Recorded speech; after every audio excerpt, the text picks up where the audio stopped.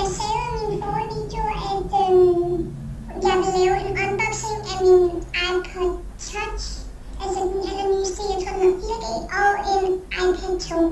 Men det bliver nok lidt svært at lave en unboxing, når jeg fik min iPad 2 juleaften, og der flød jeg altså bare papir og plade helt hjem. Jeg skulle lave en unboxing, det var nok ret dumt af mig. Så jeg bliver bare nødt til den her gang at anmelde den, og så næste gang, når jeg laver en ny video, så kan I se, hvad den indeholder, og hvad er for nogle smarte ting, den kan.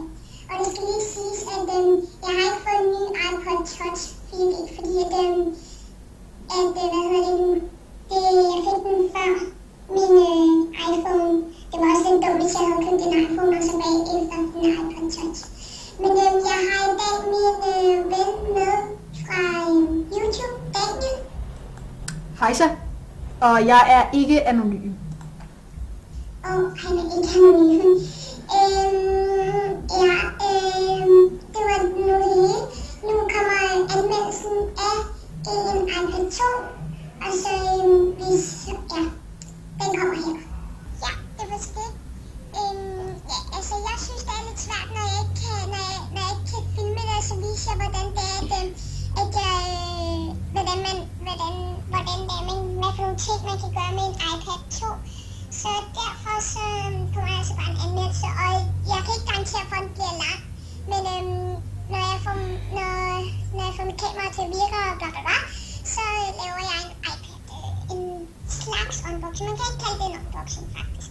Nå, men det er min iPad, så I kan se, hvad for nogle smarte ting, man kan med. Med en iPad 2, altså der er jo forskel på en iPad 1 og en iPad 2. Man kan jo for eksempel sammenligne det med en iPhone 3GS og en iPhone 4. Altså, det kan man jo i princippet ikke, men alligevel godt lidt. Altså, hvis I forstår, hvad jeg mener. Det jeg synes, der er smart med en iPad 2, det er, at der er FaceTime. Altså, det er sådan noget ligesom Skype, hvor du ringe. Altså for eksempel en iPad. Jeg kan ringe til en iPhone 4 eller 4S. Og en iPhone 4 eller 4S kan også ringe til en iPad. Det er faktisk ikke særlig svært at gøre. Men jeg synes, at det er meget smart. Ligesom Skype. Jeg synes bare, at FaceTime det er lidt sjovere, fordi det er jo noget, man ikke så rigtig kendte til. Og som folk heller ikke kender til, hvis de ikke har en iPad.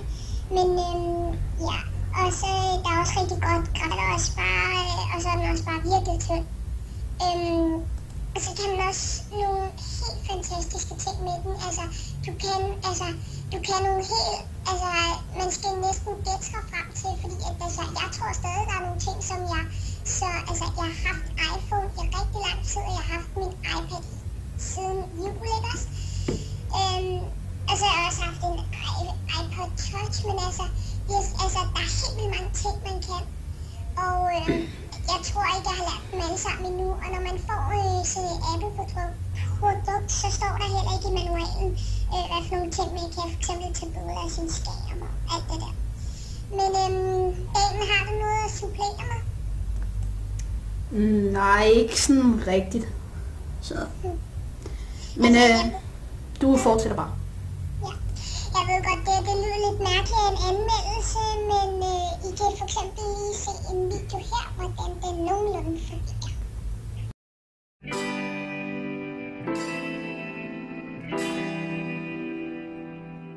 With iPad 2, we've made advances in both form and function that are so significant and far-reaching. I can't think of a product that has defined an entire category and has then been completely redesigned in such a short period of time. It's amazing to think that just a year ago, very few people had actually held an iPad in their hands. And now, With iPad in the hands of millions of consumers, it truly has become a blockbuster post-PC device. iPad 2 really builds on the success of the original iPad. It's a third thinner and up to 15% lighter. It has an all-new dual-core A5 chip, which is up to twice as fast, with up to 9 times the graphics performance. We built in a front-facing camera for FaceTime and photo booth, and a rear-facing camera that shoots HD video. And we've been able to do all of this while still maintaining up to 10 hours of battery life. The iPad 2 really is defined by the display. There are just no distractions. By reducing what were essentially 3 surfaces to 2, we got rid of the structural wall around the perimeter of the product and eliminated the edge.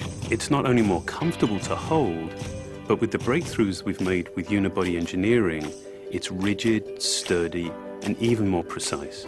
While the back of the product is made of durable aluminium, we wanted to figure out a way to protect the display without compromising the iPad's size and weight.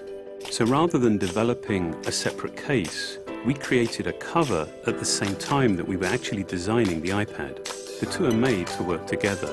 It attaches magnetically, it aligns perfectly, and it's just as easy to remove.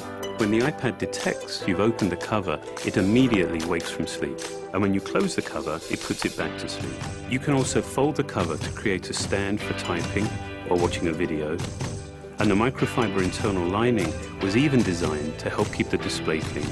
There are 10 colors, 5 in polyurethane and 5 in a beautiful aniline dyed leather. We're constantly working to refine and improve, to simplify, to make something thinner and lighter, and yet at the same time increasing its functionality. Ja, det var så lige en lille video, og vi har taget den fra Apple, men vi synes det er en rigtig god, jeg synes det er en rigtig god video at vise, det siger meget, og ja. Men det var så lige det. Nu kommer vi til det smart cover, som man også kunne se i videoen. Og det er sådan et, der bliver vist på skærmen nu, som du kan se. Det er et cover, du bare klikker på. Altså, det er virkelig smart. Og det beskytter faktisk. Altså, det er jo rigtig godt. Og så kan du folde det sammen, så det kan ligge, ligesom de viste.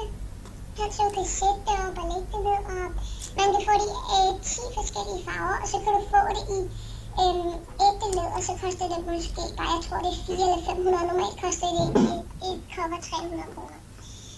Eller 200, jeg kan ikke lige huske det, undskyld.